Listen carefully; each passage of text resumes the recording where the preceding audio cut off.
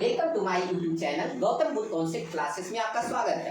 आज हम लोग सीखने वाले हैं डिजास्टर मैनेजमेंट के कुछ महत्वपूर्ण ऑब्जेक्टिव के बारे में। डिजास्टर मैनेजमेंट, जिसका हिंदी अर्थ होता है आपदा प्रबंधन। आपदा प्रबंधन क्यों जरूरी है? कई प्रकार की आपदाओं को निपटाने के लिए, उससे बचने के लिए, उन समस्याओं से निपटने के लिए हमें आपदा प्रबंधन बहुत ही जरूरी है। तो आपदा क्या होते हैं? आपदा प्राकृतिक और मानवों द्वारा उत्पन्न ऐसी समस्या जो जनजीवों और तरह तरह के वनस्पतियों, तरह तरह के मौसम संबंधित समस्याएं क्रिएट होते हैं, उसे कहा जाता है आपदा। ये आपदा जो होते हैं मुख्य रूप से दो प्रकार के होते हैं, एक प्राकृतिक आपदा, दूसरा मानव जनित आपदा। प्राकृतिक आपदा प्राकृतिक द्वारा उत्पन्न ऐसी घटनाएं जिससे जान माल की अपार क्षति होती है, साथ ही साथ जीव जंतु का भी अंधाधुंध मृत्यु होता है, इसे प्राकृतिक आपदा कहते हैं। प्राकृतिक आपदा के रूप में कई प्रकार की आपदाएं आ सकते हैं, जैसे बाढ़ हो गया, सुनामी, चक्रवात, अम्ल वर्षा, सुखाड़। ये सारे प्राकृतिक आपदा के कुछ महत्वपूर्ण उदाहरण हैं। ठीक उसी प्रकार मानव जनित आपदा, मानवों द्वारा उत्पन्न एक ऐसी आपदा जिससे जान माल की अपार क्षति होती है और साथ ही साथ जीव जंतुओं का भी अंधाधुंध मृत्यु होता है, इसे कहा जाता है मानव जनित आपदा। जैसे आग लगना, महामारी, दंगे, बम विस्फोट, एक्सप्लोसिव गैसेस, ये सारे जो कुछ उदाहरण हैं वो मानव जनित आपदा के उदाहरण हैं। इन उदाहरणों के जरिए और इन समस्याओं को निपटारा करने के लिए, इन समस्याओं को हटाने के लिए हमें पढ़ना होता है डिजास्टर मैनेजमेंट, और इसे हिंदी में आपदा प्रबंधन भी कहते हैं।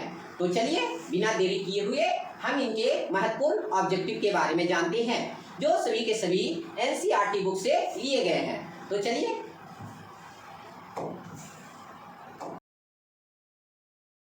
सबसे पहला प्रश्न उठता है, इनमें से कौन प्राकृतिक आपदा नहीं है?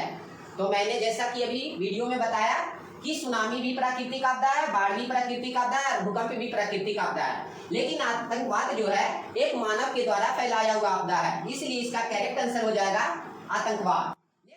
अगले प्रश्न में हम चलते हैं। नेक्स्ट प्रश्न देखते हैं, इनमें से कौन मानव जनित आपदा है? तो मानवों के द्वारा फैलाई हुई आपदा ही कहलाते हैं मानव जनित आपदा। तो सांप्रदायिक दंगे भी हो जाएंगे, आतंकवाद भी हो जाएंगे, समुद्र तट से दूर ऊंचाई पर महामारी का खतरा, ये भी क्या है? मानव जनित आपदा है। लेकिन इसका उत्तर होगा उपयुक्त सभी, क्योंकि ये भी मानव जनित आपदा है, ये भी मानव जनित आपदा और ये भी मानव जनित आपदा है, इसलिए इसका ऑप्शन जो होगा डी करेक्ट होगा।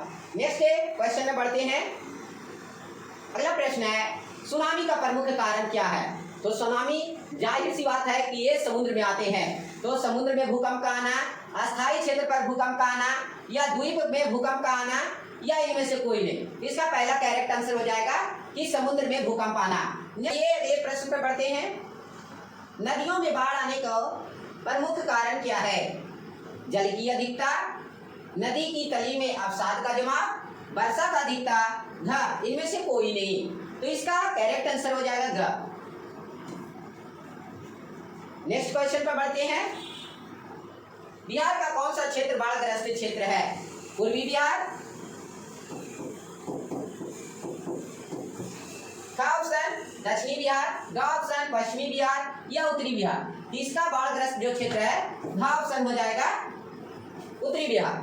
नेक्स्ट क्वेश्चन पर बढ़ते हैं, निम्नलिखित में से किस नदी को बिहार का शोक कहा जाता है? तो बिहार का शोक कहा जाता है गंगा नदी को, गंडक नदी को, या कोसी नदी को, या पुनपुन नदी को। इसका करेक्ट आंसर हो जाएगा कोसी नदी। कोसी नदी को बिहार का शोक कहा जाता है। आगे क्या है? बाढ़ क्या है? नेक्स्ट प्रश्न में देखिए, बाढ़ क्या है? तो मैंने शुरू वीडियो में बताया था कि बाढ़ एक प्राकृतिक आपदा है, इसका करेक्ट ऑप्शन हो जाएगा क। नेक्स्ट क्वेश्चन पे बढ़ते हैं, सूखा किस प्रकार की आपदा है? सूखा यानी कि सुखाड़। तो सुखाड़ भी आपको बताया गया था कि प्राकृतिक आपदा है, या मानवीय आपदा है, या सामान्य आपदा है, या इनमें से कोई नहीं। तो मैंने बताया था सुखाड़ भी प्राकृतिक आपदा है, इसका करेक्ट आंसर हो जाएगा क। आगे क्वेश्चन है, सूखे की स्थिति किस प्रकार आती है? तो सूखा एक बार नहीं आएगा, सूखे आने के लिए जल के स्तर में धीरे धीरे गिरावट होगा। तो कह रहा अचानक आएगा, पूर्व सूचना के अनुसार आएगा, धीरे धीरे आएगा, या इनमें से कोई नहीं। तो ग ऑप्शन होगा धीरे धीरे आता है, सूखे की स्थिति धीरे धीरे आता है। आगे क्वेश्चन है, सूखे के लिए जिम्मेवार कारक। तो सूखा किस प्रकार आएगा, जब पानी की कमी हो जाएगी तो आ जाएगा आपको सूखा की स्थिति। तो इसमें पहला कह रहा ऑप्शन वर्षा की कमी, ख ऑप्शन भूकंप होगा, ग ऑप्शन बाढ़ होगा, या घ ज्वालामुखी क्रिया। तो इसका करेक्ट आंसर जो होगा वर्षा की कमी। अगर वर्षा की कमी हो जाएगी तो सूखे की स्थिति उत्पन्न हो जाएगी। नेक्स्ट क्वेश्चन पढ़ते हैं। कह रहा है सूखे से बचाव का एक मुख्य तरीका है। तो सूखे से बचाव का यही तरीका है कि अगर हम जल को संग्रहित करते हैं तो आप सूखे की स्थिति से दूर हो सकते हैं, सूखे से बच सकते हैं। तो इसका करेक्ट ऑप्शन हो जाएगा, पहला ऑप्शन है नदियों को आपस में जोड़ देना, दूसरा का है वर्षा जल का संग्रह करना, तीसरा ऑप्शन है बाढ़ की स्थिति उत्पन्न करना, लघु तलीय, और डी ऑप्शन है इनमें से कोई नहीं। इसका करेक्ट आंसर होगा बाढ़ की वर्षा जल का संग्रह करना। अगर वर्षा जल को हम संग्रहित करेंगे तो कभी भी सूखे की स्थिति नहीं आएगी। नेक्स्ट क्वेश्चन में बढ़ते हैं। महासागर के तली पर होने वाले कंपन को किस नाम से जाना जाता है। तो मैंने बताया था महासागर या समुद्र में जो कंपन उत्पन्न होती है उसे सुनामी के नाम से जाना जाता है, इसलिए इसका ग ऑप्शन जो है करेक्ट होगा। अगला क्वेश्चन है 26 दिसंबर 2004 ईस्वी को विश्व के किस हिस्से में भयंकर सुनामी आया था। पश्चिमी एशिया में, या प्रशांत महासागर में, अटलांटिक महासागर में, या घ ऑप्शन बंगाल की खाड़ी में। तो 26 दिसंबर 2004 ईस्वी को विश्व के बंगाल की खाड़ी में एक भयंकर सुनामी आया था। इसका करेक्ट ऑप्शन घ हो जाएगा। नेक्स्ट क्वेश्चन पे बढ़ते हैं। भूकंप से पृथ्वी की सतह पर पहुंचने वाली तरंग को, पहली तरंग को किस नाम से जाना जाता है। भूकंप से पृथ्वी की सतह पर पहुंचने वाली सबसे पहली तरंग जो होती है उसे कहा जाता है पी तरंग। तरंग जो होते हैं मेनली 3 प्रकार के होते हैं, primary wave, secondary wave and L wave, यानी कि प्राथमिक तरंग, द्वितीयक तरंग और दीर्घ तरंग। तो यानी कि जो पहली बार कंपन से वाइब्रेशन उत्पन्न होता है उसे कहा जाता है पी तरंग, यानी कि प्राइमरी वेव। अगले क्वेश्चन पे बढ़ते हैं। कह रहा है भूकंप केंद्र के ऊर्ध्वाधर पृथ्वी पर स्थित केंद्र को क्या कहा जाता है। भूकंप के केंद्र, अधिकेंद्र, अनुकेंद्र, या इनमें से कोई नहीं। इसका जो होगा भूकंप के केंद्र के ऊर्ध्वाधर जो पृथ्वी पर स्थित केंद्र होता है उसे अधिकेंद्र के नाम से जाना जाता है, इसलिए इसका ख ऑप्शन जो है सही होगा। अगले क्वेश्चन पे बढ़ते हैं। भूकंप अथवा सुनामी से बचाव का इनमें से कौन सा तरीका जो है सही नहीं है। तो कह रहा है भूकंप के पूर्वानुमान होने को गंभीरता से लेना चाहिए, दूसरा कह रहा है भूकंप निरोधी भवनों का निर्माण करना चाहिए, गैर सरकारी संगठनों द्वारा राहत कार्य हेतु तैयार रहना चाहिए, और अगला कह रहा है भगवान भरोसे बैठे रहना चाहिए। तो इनमें से ऐसा तरीका जो है भगवान भरोसे बैठे रहना ये सही है, क्योंकि हमें भगवान भरोसे बैठे नहीं रहना चाहिए।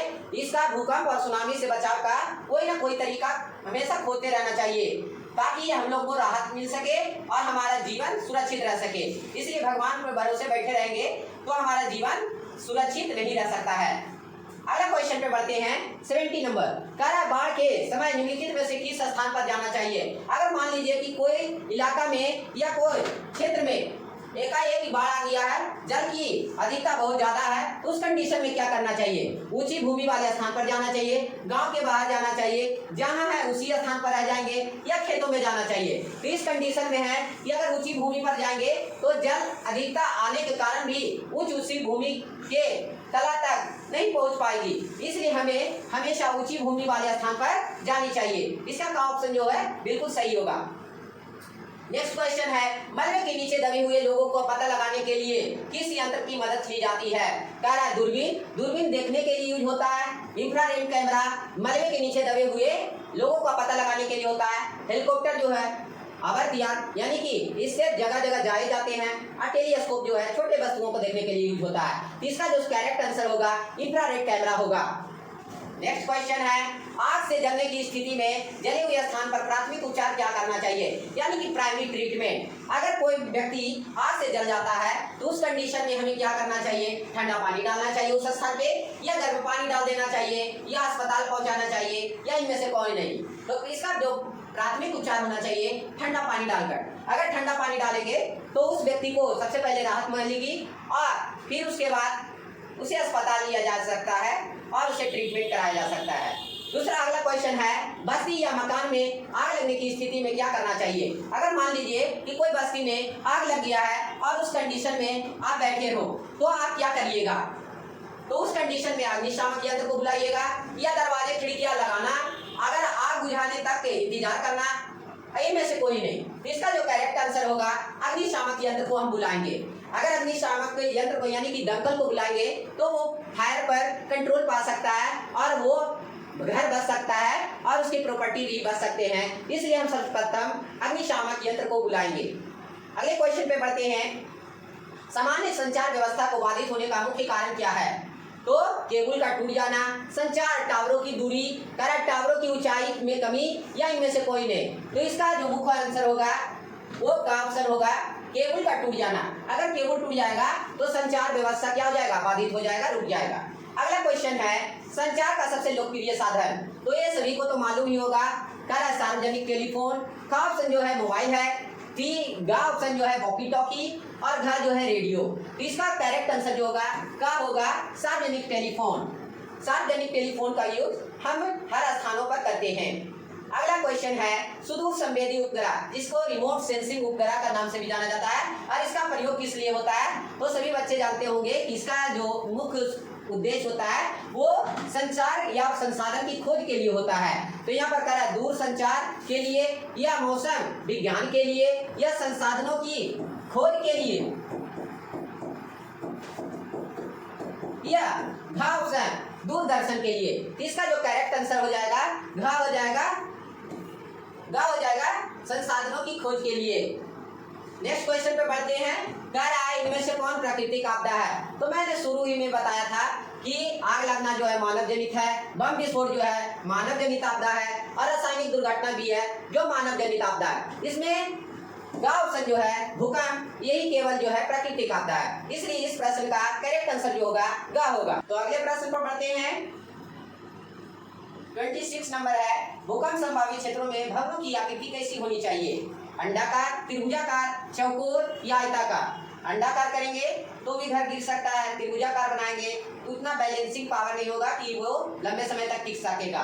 चौकोर बनाएंगे यानी कि चौकोर भी कंडीशन में वो लंबे समय तक घर नहीं टिक सकेगा। हमें घर जब भी बनाना हो तो हमें आयताकार बनाना चाहिए। तो इस कंडीशन में भूकंप संभावित क्षेत्रों में अगर आयताकार मकान बनाते हैं तो लंबे समय तक ये नहीं गिरेगा और सुरक्षित रहेगा। नेक्स्ट प्रश्न है, भूस्खलन वाले क्षेत्र में ढलान पर मकानों का निर्माण करना क्या है? तो बताए थे भूस्खलन ये भी प्राकृतिक आपदा है, ऐसे इंग्लिश में लैंडस्लाइडर के नाम से जाना जाता है। तो कह रहा है कि भूस्खलन वाले क्षेत्र में जहाँ पर हमेशा जो लैंड है वाइब्रेट करते रहते हैं और उसमें दरारें पड़ती रहती है, तो उन इलाकों में उन क्षेत्रों में अगर घर बनाना हो तो उसे अनुचित माना जाएगा। इसका जो ऑप्शन होगा वो सही होगा। सुनामी प्रभावित क्षेत्रों में मकानों का निर्माण कहाँ करना चाहिए? तो जहाँ सुनामी बार बार आ रहा है तो उन इलाकों में हमें जो मकान बनाना चाहिए वो समुद्र तट के निकट बनाएंगे तो हमें तो बहुत नुकसान हो जाएगा। कहाँ है समुद्र तट से दूर? अगर बना भी लेते हैं तो इस कंडीशन में भी वहाँ पर भी जल जा सकते हैं। लेकिन अगर गाँव से चुनते हैं समुद्र तट से दूर ऊंचाई पर, अगर ऊंचाई में बनाएंगे तो जल असर वहाँ पर कभी पहुँचेगा ही नहीं। तो इसका गाँव ऑप्शन जो है बिल्कुल करेक्ट है। नेक्स्ट क्वेश्चन पढ़ते हैं, बाढ़ से सबसे अधिक हानि होती है। तो बाढ़ से जो अधिक हानि होती है फसल को होगा, पशुओं का होगा, या भवनों का होगा, या उपयुक्त सभी? तो सबसे ज्यादा बढ़िया है घ ऑप्शन, क्योंकि इसमें फसल भी डैमेज होते हैं, पशु भी कई मारे जाते हैं और भवनों का भी गिरना तय होता है। इसलिए इसका घ ऑप्शन जो है बिल्कुल सही होगा।